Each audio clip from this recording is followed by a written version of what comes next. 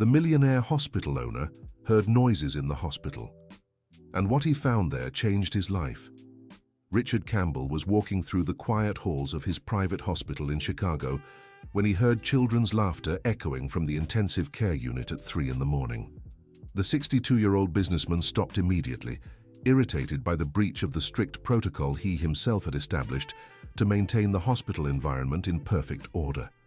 The laughter came from room 307, where one of his most delicate patients was staying. Richard followed the sound with firm steps, ready to reprimand any staff member who was allowing this inappropriate situation during rest hours. When he opened the door to the room, he was met with a sight that left him completely speechless. 2 barefoot children, a girl about 8 years old and a boy no older than 10, were sitting on the hospital bed next to Emily Parker, a 40-year-old woman wearing a colorful headscarf with oxygen tubes connected to her nose. The patient was beaming as the boy made exaggerated gestures while telling a story from a children's book he held in his hands. The children froze when they saw Richard at the door. Their eyes widened with fear, and within seconds they jumped off the bed and ran toward the exit. The boy dropped a worn-out notebook full of colorful drawings that scattered across the immaculately clean floor. "Wait," Emily called out, stretching her fragile hand toward the children, who had already disappeared down the hall. "Dr. Richard, please don't do anything to them." Richard looked at the patient with a stern expression he had perfected over decades of building his hospital empire. Emily was visibly distressed, her rapid breathing making the oxygen tubes move quickly.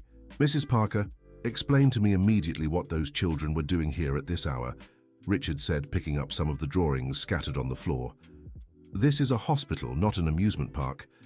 Emily took a deep breath, trying to calm herself before answering.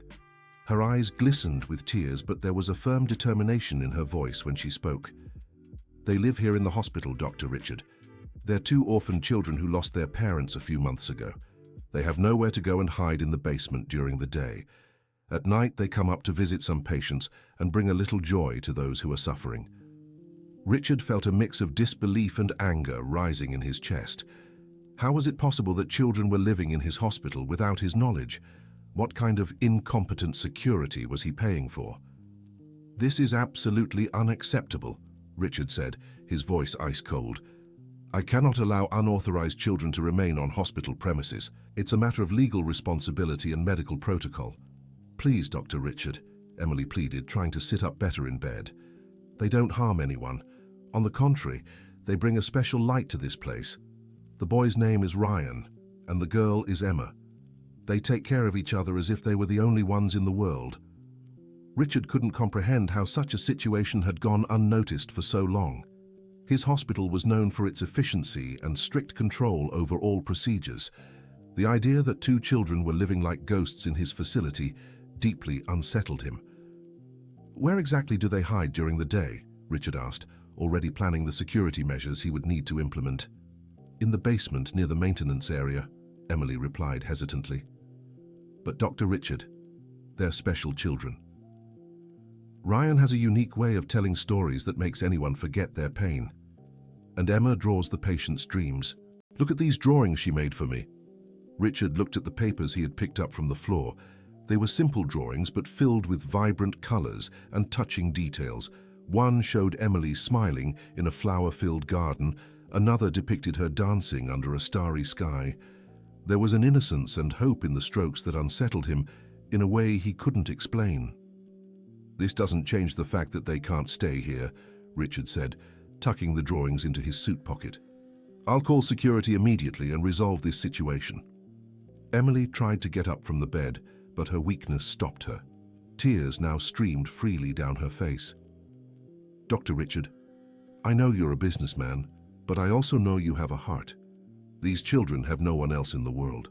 If you send them away, they'll end up on the streets, or somewhere they could suffer even more." Richard left the room without answering, but Emily's words echoed in his mind as he walked down the hall toward the nursing station. He had built his empire by always focusing on efficiency and profit, never letting emotions interfere with his business decisions. At the nursing station, he found Sarah Johnson, the head nurse who had worked at the hospital for over 20 years. Sarah was a 58-year-old woman, respected by all the staff and known for her tireless dedication to patients. "Sarah, I need to talk to you about a very serious situation," Richard said, his voice firm with authority. "About the children, Dr. Richard," Sarah replied calmly, showing no surprise. Her direct answer caught Richard completely off guard. He had expected her to deny any knowledge of the situation, not confess immediately. "For you knew there were children living illegally in the hospital?" Richard asked, his voice rising slightly. Sarah set down the pen she had been using and looked directly into Richard's eyes. There was a serenity in her expression that contrasted with his growing agitation. "Not just me, Dr. Richard. Nearly all the night shift staff know about Ryan and Emma. They arrived here about 4 months ago, after their mother passed away in this very hospital." Richard felt as if the ground was shifting beneath his feet. The revelation that his own employees had been hiding crucial information left him deeply shaken. "And no one thought it necessary to inform me?" Richard asked, struggling to keep control of his voice. "Dr. Richard, with all due respect, you're not exactly known for your compassion in complex human situations," Sarah replied, choosing her words carefully. "We knew if you found out you'd send the children away immediately." Sarah's brutal honesty hit Richard like a punch to the gut. Was this how his employees saw him? As a man incapable of understanding situations that required compassion and humanity? "That doesn't justify hiding information from me," Richard said, though his voice had lost some of its earlier authority. "You've compromised the safety and reputation of this entire institution." "Dr. Richard, may I show you something?" Sarah asked, standing from her chair. "Something that might help you understand why we all chose to protect these children." Richard hesitated for a moment, but his curiosity won out. He followed Sarah down the hall to the elevator that led to the hospital basement. During the descent, Sarah remained silent, allowing Richard to process everything he had just learned. Dear listener, if you're enjoying the story, please take a moment to like and especially subscribe to the channel. It helps us newcomers tremendously. Now, continuing.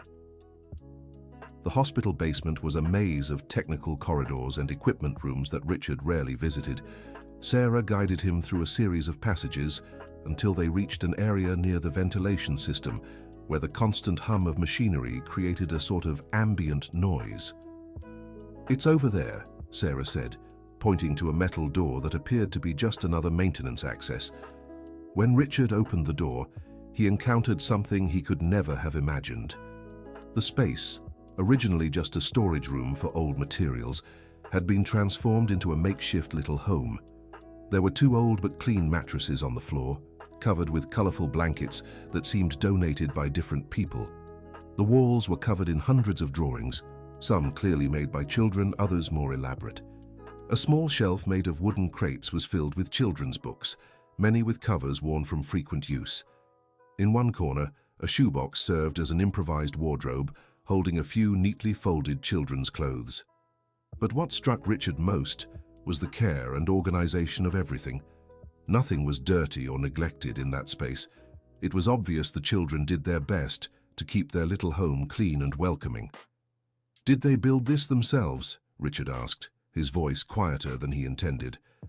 "Not exactly," Sarah replied. "We all helped a little. I brought the mattresses, the kitchen staff donates food, the cleaning crew provides hygiene supplies. It's a collective effort to care for these children." Richard walked through the small space, taking in every detail. On one wall, a drawing made him freeze. It depicted a man in a suit, clearly inspired by him, but portrayed as a dark, menacing figure with red eyes and a cruel expression. Beneath it, written in a child's handwriting, were the words, "The man who tears families apart." "They see me as a monster," Richard murmured, touching the drawing with his fingers. "Dr. Richard, they're frightened children who've lost everything in life," Sarah said gently. "To them, any adult in a position of authority is a potential threat. It's not personal." But to Richard, it was deeply personal. He had never stopped to consider how he was perceived by those around him, especially those who depended on his decisions. The image of himself as a monster stirred painful memories he had buried decades ago. Richard had been born into a very poor family on the outskirts of Chicago. His parents worked so much that he and his siblings spent most of their time alone, often without enough food. When he was 9, his parents died in a workplace accident, and he was separated from his younger siblings, sent to different institutions. He was adopted at 12 by a wealthy family who saw him as a charity project. Though he received education and opportunities, he never forgot the emotional coldness of his adoptive parents, who treated him more like a social obligation than a real son. "Sarah, how long have these children been here?" Richard asked, still staring at the drawing. "About 4 months, like I said. Their mother, Jennifer Parker, was hospitalized here for nearly a year. She was a special woman, Dr. Richard. Even sick, she always helped other patients, telling stories, making drawings. The children learned that generosity from her." Richard began to vaguely recall Jennifer Parker. She had been a patient who stood out to the staff because of her positive attitude, but he had never interacted directly with her. To him, she was just another number in the monthly financial reports. And after she... Richard couldn't finish the sentence. "After she left us, the children had nowhere to go. Their father had abandoned the family years earlier, and there were no close relatives. The child welfare system was overwhelmed, and they would have had to wait weeks for a spot in an institution. We decided they could stay here temporarily." "Temporarily?" Richard questioned. "It's been 4 months." Sarah took a deep breath before answering. "The truth is, none of us had the heart to hand them over to the system. They found a way to bring joy to a place that, by nature, is surrounded by sadness and pain. The patients love their visits. Some even recover faster after Ryan and Emma start visiting them." Richard left the children's hiding spot with his mind in turmoil. He had built a hospital focused on medical excellence and efficiency, but apparently his staff had created a parallel network of solidarity and compassion that operated completely outside his knowledge or control. When he returned to the main floor, Richard instructed the security team to find the children immediately. He couldn't let the situation continue, no matter his own conflicting emotions about it. The search for the children lasted nearly 2 hours. They knew every corner of the hospital and could move through the halls like shadows. Finally, they were found in the hospital's inner garden, huddled together under a tree, shivering in the chilly Chicago night. Ryan held Emma's hand tightly, whispering words of comfort into his younger sister's ear. When they saw the security guards approaching, the boy stepped protectively in front of the girl. "Don't hurt Emma," Ryan said, his voice small but firm. "If you want to take someone, take just me. She didn't do anything wrong." The scene broke Richard's heart in a way he hadn't felt in decades. The boy's courage to protect his sister, even knowing he had no power against the adults, stirred something deep in his memory. He remembered being separated from his own younger siblings. He had tried the same thing, begged to keep them together, promised he would take care of them all. But his pleas had been ignored, and he never saw his siblings again. "Bring the children to my office," Richard ordered the guards. "But be gentle. They're not criminals." In the elevator on the way to the office, Richard watched the 2 children in silence. Ryan kept a protective arm around Emma, who looked visibly scared but was trying to be brave. Both were too thin, their clothes old but clean, and there was a maturity in their eyes that children their age shouldn't have. "You're not in trouble," Richard said softly, trying to ease their fear. "I just want to talk to you." "We'll leave," Ryan said quickly. "We know we can't stay here. We just wanted to help the sick people feel better." "Why do you think you can help the sick?" Richard asked, genuinely curious. Emma looked at her brother, as if asking for permission to speak. Ryan nodded encouragingly. "Our mom said when people are sad or in pain, we can give them a little of our joy," Emma said in a sweet, innocent voice. "She used to do that here at the hospital. We wanted to keep doing it for her." The girl's words struck Richard like lightning. Jennifer Parker had taught her children about compassion and generosity, values he had lost sight of in his relentless pursuit of financial success. In the office, Richard sat behind his imposing desk while the children remained standing, holding hands, waiting to see what would come next. The contrast between his position of power and their vulnerability did not go unnoticed. "Ryan, Emma, I know you've lost your mother and have nowhere to go," Richard began, choosing his words carefully. "But do you understand that a hospital isn't a place for children to live?" "We understand," Ryan replied. "But we didn't have anywhere else. And here we feel close to our mom. She loved this place and the people here. Richard opened a drawer in his desk and pulled out a folder with documents. They were Jennifer Parker's medical records, which he had asked to review after his conversation with Sarah.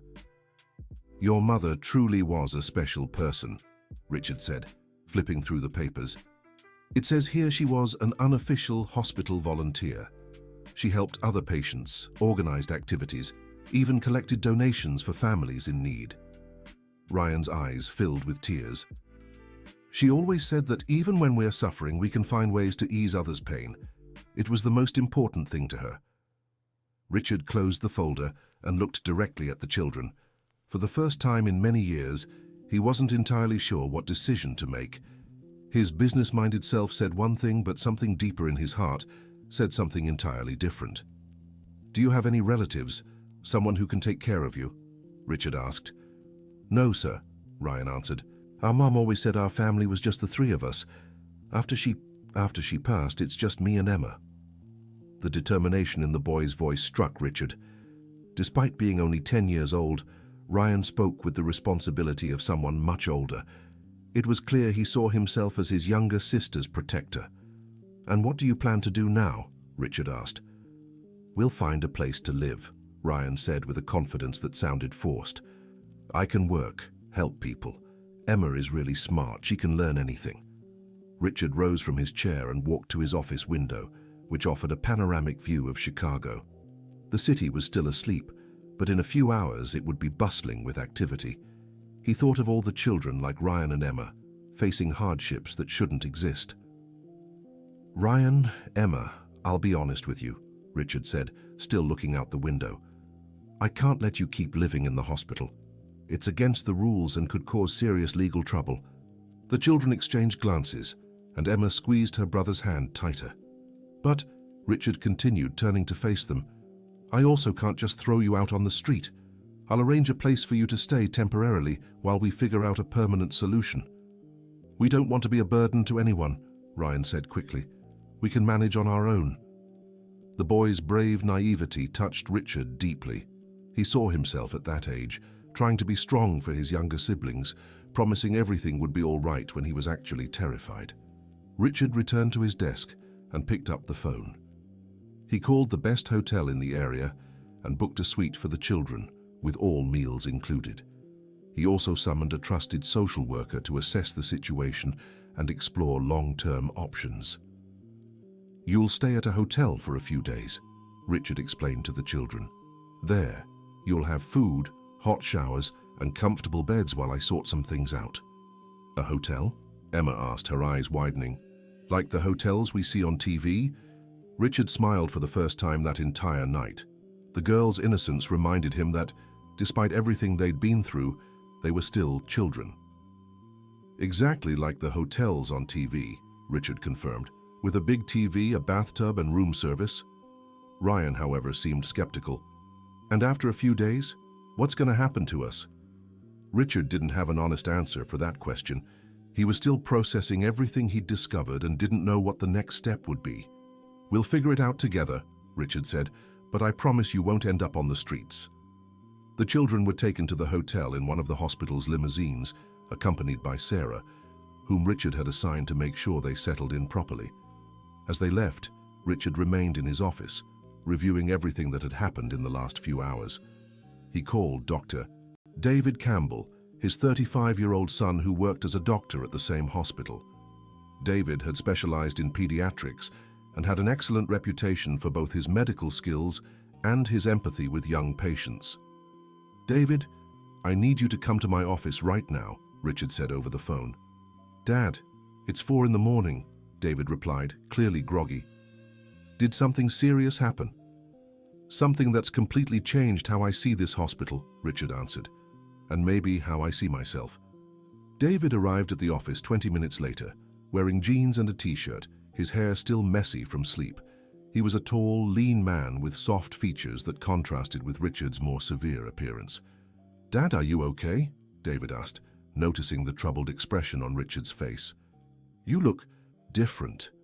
Richard told his son everything, discovering the children, the network of solidarity among the staff, Jennifer Parker's story, and his own conflicted feelings about the whole situation. David listened quietly, but Richard could see the surprise growing on his face with each revelation. "Dad, I knew about the children," David admitted when Richard finished. "You too?" Richard asked, feeling even more betrayed. "Not officially," David quickly explained. "I saw them a few times during my night shifts. I always thought they were the kids of some staff member or relatives visiting patients after hours. I never imagined they were living here." Richard leaned back in his chair, processing yet another revelation. "David, tell me honestly, how do the staff see me? How do you see me?" David hesitated before answering, clearly uncomfortable with the direct question. "Dad, you're respected as a businessman and administrator. The hospital is a financial success and has an excellent medical reputation. But, Richard pressed, "but you're seen as someone who prioritizes numbers over people. You rarely interact with patients or frontline staff. To many, you're just a distant figure who makes decisions that affect their lives without really knowing them." David's brutal honesty stung, but Richard knew he needed to hear the truth. "And as my son, how do you see me?" Richard asked, bracing himself for an even more painful answer. David took a deep breath before responding. "Dad, I love and respect you for everything you've built. You came from very humble beginnings and created an empire. But growing up, sometimes I felt like you were more interested in turning me into an extension of your business than in knowing me as a person." Richard felt as if he'd been punched in the gut. He'd spent so much time focused on building financial security that he'd neglected the most important emotional connections in his life. "David, Richard began, but was interrupted by his phone ringing. It was Sarah calling from the hotel where she had left the children.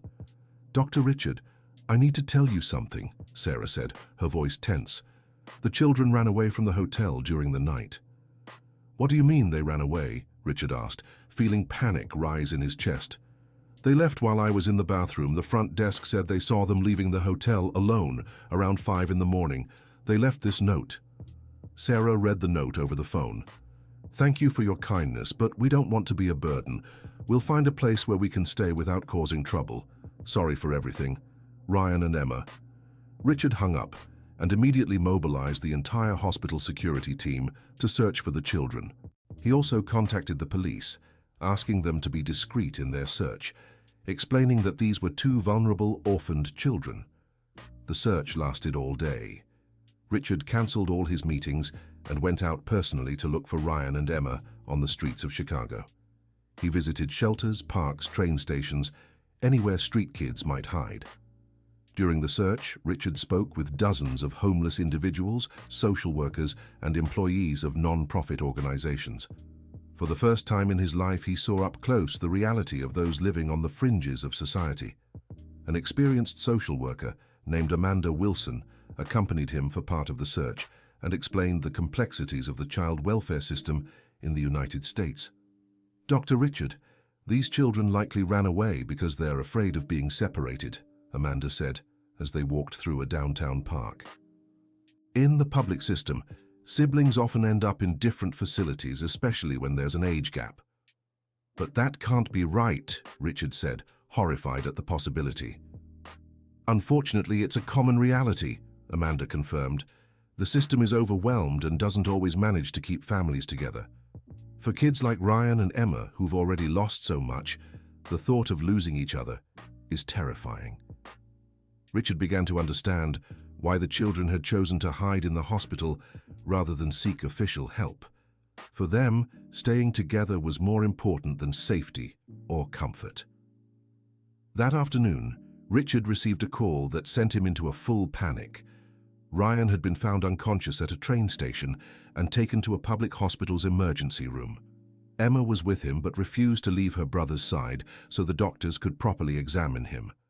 Richard rushed to the public hospital, a place that contrasted sharply with his own luxurious private facility.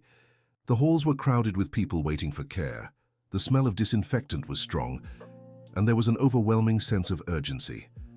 He found Emma sitting in a plastic chair beside a stretcher where Ryan lay connected to medical equipment. The girl clutched her unconscious brother's hand tightly, her eyes red from crying. "Emma," Richard said softly as he approached her. She looked up at him with a mix of relief and fear. "Uncle Richard," Emma said, using the affectionate term for the first time. "Ryan won't wake up. He said he felt dizzy and then collapsed. The doctors here are saying things I don't understand." Richard spoke with the attending physician and learned that Ryan was suffering from severe dehydration and malnutrition. Apparently, the boy had been sharing his own food with his sister, making sure she ate enough at the expense of his own health. "He's going to be okay," Richard assured Emma, "but he'll need to stay in the hospital for a few days to recover." "Can I stay with him?" asked Emma, not letting go of her brother's hand for even a second. "Of course you can," replied Richard. "In fact, I want both of you to come to my hospital, where I can make sure you get the best possible care." Emma looked at him suspiciously. "You won't separate us?" she asked. "Never," Richard promised, and for the first time in his life, he made a promise from his heart instead of his head. "You two will stay together no matter what." Dear listener, if you're enjoying the story, don't forget to like and especially subscribe to the channel. It helps us a lot as we're just starting out. Now, back to the story. Ryan was transferred to Richard's hospital in a special ambulance, with Emma by his side the entire way. Richard had prepared a special room in the pediatric wing, where the two could stay together while Ryan recovered. During the 3 days Ryan spent recovering, Richard stayed at the hospital more than he had in years. He visited the children multiple times a day, bringing books, games, and even a tablet to keep them entertained. It was during these visits that Richard truly began to know Ryan and Emma as individuals.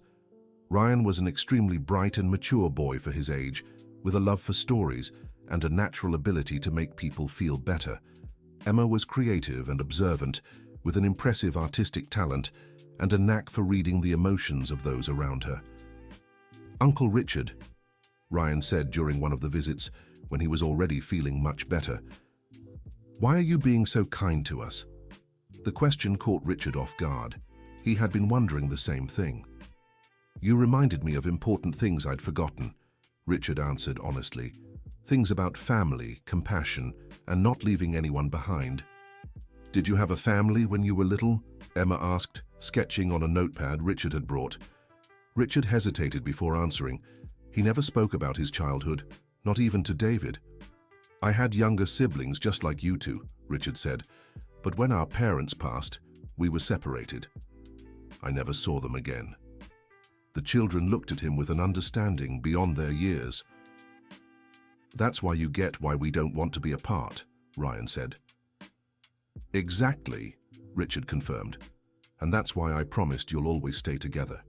That night, Richard made a decision that would change not only the children's lives, but his own. He called his lawyer and began the legal process to adopt Ryan and Emma. The adoption process turned out to be more complicated than Richard had imagined. There were bureaucratic hurdles, psychological evaluations, and lengthy interviews with social workers. But what worried him most was the possibility of someone challenging his suitability as an adoptive father due to his age and lack of experience with children. It was during this time that a supposed uncle of the children appeared, claiming he had the right to custody of Ryan and Emma. Stephen Parker, a disheveled man with questionable motives, insisted he was Jennifer Parker's brother. "These kids are family," Stephen declared during a meeting in Richard's lawyer's office. "They belong with me, not some rich stranger trying to buy a clear conscience." Richard discreetly investigated Stephen and discovered the man had a history of financial troubles and had been completely absent from Jennifer's and the children's lives for years. It was obvious his sudden interest in custody was tied to potential financial gain. "Where were you when Jennifer was sick and needed help?" Richard asked during a hearing at the courthouse. "Where were you when your nieces were left orphaned and homeless?" Stephen couldn't provide satisfactory answers, but his mere existence significantly complicated the adoption process. Ryan and Emma, who had been consulted about the situation, were clear about their wishes. "We don't know this man," Ryan told the judge overseeing the case. "He never cared about us before. Uncle Richard took care of us when no one else wanted to." "I want to stay with Uncle Richard," Emma added. "He promised we'd never be separated." The children's testimony was moving, but the legal process still took several weeks to resolve. During that time, Ryan and Emma continued living at the hospital, now officially as Richard's special guests. The children's presence transformed the hospital's atmosphere in unexpected ways. Patients who had been depressed began smiling again after visits from Ryan and Emma. Stressed staff found moments of joy watching the children play in the hallways. Emily Parker, the patient Richard had met with the children that first night, showed remarkable improvement in her health. Her doctors couldn't scientifically explain the change, but she insisted the children's presence had renewed her will to fight. "Dr. Richard," Emily said during an appointment, "those children didn't just bring me joy, they brought it to all of us. They remind me that even in the darkest moments, there's still light and hope." Richard began to realize Ryan and Emma had a special gift for healing not just bodies, but spirits too. They turned his hospital from a cold, efficient institution into a place where compassion and humanity mattered as much as medical excellence. The transformation wasn't limited to the hospital. Richard himself was changing. He spent more time talking to staff and patients, genuinely interested in their stories and struggles. He discovered many employees faced financial and personal hardships that small gestures of support could ease. David noticed the change in his father and seized the chance to grow closer. "Dad, it's amazing to see how different you are," David said during a shared lunch at the hospital. "You seem more human." "I've always been human," Richard replied, smiling. "I'd just forgotten." "The children woke something in you I haven't seen in years," David observed. "Maybe something you buried after everything from your childhood." Richard nodded, acknowledging the truth in his son's words. "Ryan and Emma reminded me family isn't just about blood or genetics. It's about choosing to love and care for someone, even when it's hard." During the wait for the adoption ruling, Richard also made key decisions about the hospital's future. He created a financial assistance program for struggling employees, established a fund to help families who couldn't afford treatment, and, most importantly, designated an official space for patient therapeutic and recreational activities. "Dr. Richard," Sarah said one day, finding him watching Ryan and Emma play in the new recreation area, "you've completely transformed this place. It's not just a hospital anymore, it's a community." "The children taught me healing isn't just about medicine," Richard answered. "It's about caring for the whole person, including their soul." The court's decision finally came on a rainy Thursday morning. The judge had denied Stephen Parker's claim and approved Richard's adoption of Ryan and Emma. The investigation had revealed that Stephen had purely financial motivations and no genuine interest in the children's well-being. When Richard received the call with the news, he was in his office with the kids, who had spent the morning helping him organize some documents. They immediately noticed from the expression on his face that something important had happened. "Uncle Richard?" Ryan asked hesitantly. "What's wrong?" Richard knelt to be at the children's eye level and took both their hands. "Ryan, Emma, how would you feel about calling me Dad instead of Uncle?" he asked, his voice thick with emotion. Emma's eyes filled with happy tears. "Does that mean we can stay with you forever?" she asked. "Forever," Richard confirmed. "Officially, legally, forever." Ryan, always the more cautious of the two, asked the question, weighing on both their hearts. "And we'll never be separated?" "Never," Richard promised, pulling them both into a tight hug. "We're a family now, and families stick together." The adoption ceremony was held at the hospital itself, in a room specially decorated for the occasion. Staff, patients, and even some media representatives were present. Richard and the children's story had become well known in the medical community and inspired many people. David served as a witness, and Sarah was invited to cut the celebration cake. Emily Parker, who had continued to recover miraculously, sang a song Jennifer used to sing to the children. "Today isn't just the day you gained a new family," Richard said during a short speech. "It's the day I learned the true meaning of wealth. It's not in banks or investments, but in the people we choose to love and who choose to love us back." Dear listener, if you're enjoying the story, don't forget to like and especially subscribe to the channel. It helps us a lot as we're just starting out. Now continuing. The following months brought adjustments and discoveries for the new family. Richard had to learn about school schedules, homework, parent-teacher meetings, and all the responsibilities that come with raising children. It was a challenging period, but also incredibly rewarding. Ryan adapted quickly to the new life and showed a growing interest in medicine. Richard took him to observe simple procedures and explained how the hospital worked. The boy soaked it all up like a sponge, asking smart questions that impressed even the most experienced doctors. "Dad Richard," Ryan said one day, using the new title he'd chosen for Richard, "I want to be a doctor like you and Dr. David when I grow up. I want to help sick people get better. And I'm sure you'll be an extraordinary doctor," Richard replied, feeling a paternal pride he'd never experienced before. Emma, meanwhile, continued developing her artistic talent. Richard hired private art teachers for her and set up a small studio in the hospital where she could draw and paint.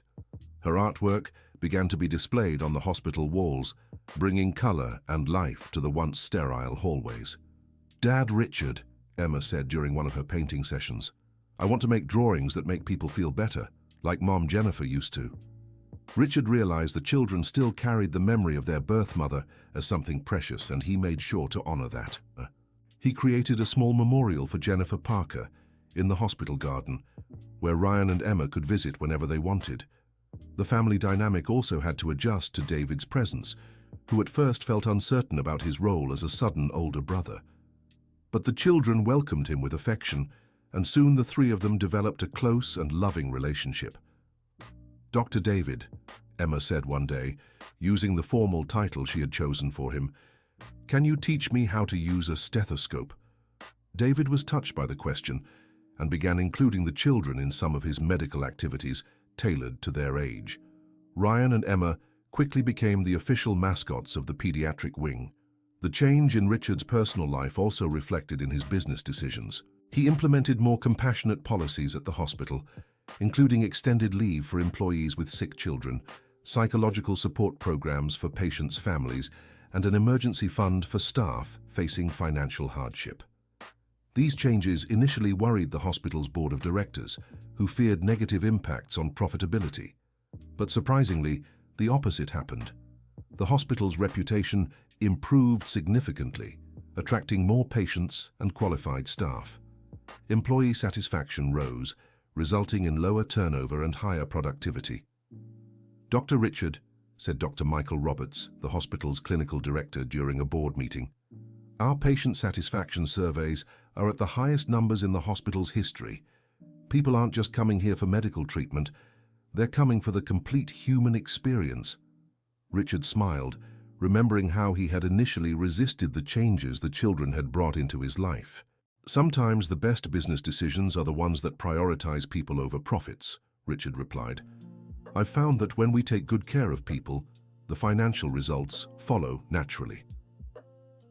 A year after the adoption, Richard organized a grand celebration at the hospital, not just to mark the new family's anniversary, but also to honor all the positive transformations that had taken place.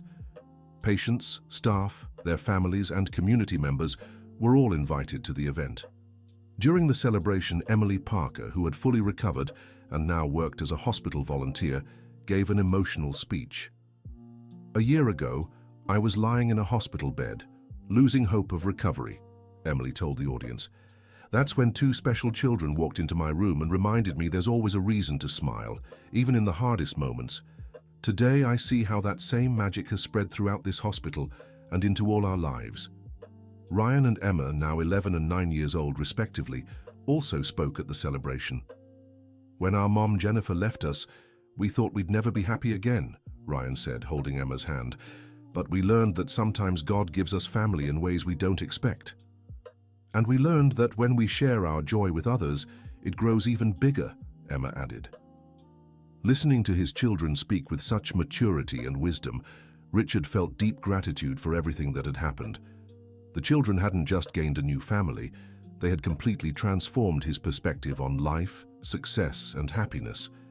That night, after all the guests had left and the children were asleep, Richard sat in his office reflecting on the extraordinary journey he had been through.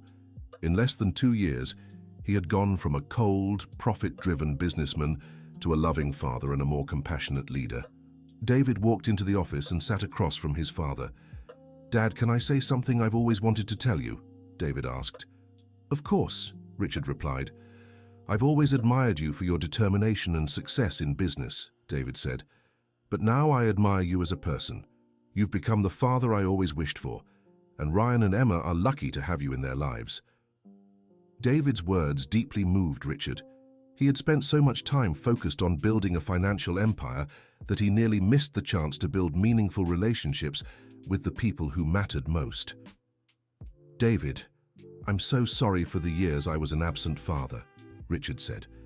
"I was so worried about giving you financial security that I forgot to give you something far more important: my presence and attention." "Dad, you're doing that now," David replied, "and it's never too late to start over." The two men talked until dawn, sharing memories, regrets, and hopes for the future. It was one of the most honest and intimate conversations they'd had in decades. In the years that followed, the Campbell family continued to grow and evolve. Ryan kept his interest in medicine and began participating in special programs for young people interested in healthcare. Emma further developed her artistic talent and started teaching art classes for other young patients at the hospital. Richard established a foundation in Jennifer Parker's name to help families in situations like the ones Ryan and Emma had faced. The foundation provided temporary support for orphaned children, job training programs for at-risk youth, and resources for public hospitals to implement patient-centered care initiatives. "Dad Richard," Ryan said during a Sunday family dinner, "Miss Sarah told me you're helping over 100 families through the foundation." "It's true," Richard confirmed. "And it all started with two brave kids who taught me the real meaning of family and compassion." "Are we the brave ones?" Emma asked, laughing. "You're the bravest I know," Richard replied. "You faced loss, loneliness, and uncertainty, but you never gave up on each other. And you taught me that real courage isn't about never being afraid. It's about doing the right thing even when you are." During a special Christmas dinner 3 years after the adoption, Richard made an announcement that surprised everyone. "I've decided it's time for me to retire from active hospital management," Richard said. "David will take over as CEO, and I'll devote myself fully to the foundation and being the best father I can be." David was stunned at first, but quickly understood his father's decision. "Dad, are you sure? The hospital is your life," David said. "No," Richard answered, looking at Ryan and Emma. "My life is these children, our family, and the people we can help. The hospital was always just a tool to achieve something greater." Ryan and Emma rushed to hug Richard, thrilled at the thought of having even more time with him. "Does this mean you'll be able to come to all our school performances?" Emma asked. "Every single one," Richard promised, "and I'll be the proudest dad in the audience." The transition was smooth. David had learned not just the technical skills of hospital administration, but also the importance of keeping humanity and compassion at the heart of the institution. During the ceremony marking David's appointment as the new CEO, Richard gave a speech that summed up his journey of transformation. "When I started this hospital, my goal was to create the most efficient and profitable medical institution possible," Richard told the audience of staff, patients, and community members. "I achieved that. But I nearly lost something far more valuable in the process: my humanity. Two special children taught me that real success isn't measured in financial statements, but in the positive difference we make in people's lives," Richard continued. "They showed me that a hospital isn't just a place to treat illnesses, it's a place to heal hearts, spirits, and families. Today, as I pass the leadership to my son David, I am certain that this hospital will continue to be not just a center of medical excellence, but a beacon of hope and compassion for our community." After the ceremony, Richard went home where he found Ryan and Emma doing homework at the kitchen table. It was a simple, everyday scene, but to him it represented everything that truly mattered in life. "Dad Richard," said Ryan, looking up from his books, "our teacher asked us to write about our hero. Can I write about you?" Richard felt his eyes fill with tears. "Ryan, you and Emma are my heroes," he replied. "You saved me from an empty life and taught me the true meaning of love and family. But you saved us first," said Emma. "When we were alone and scared, you brought us home.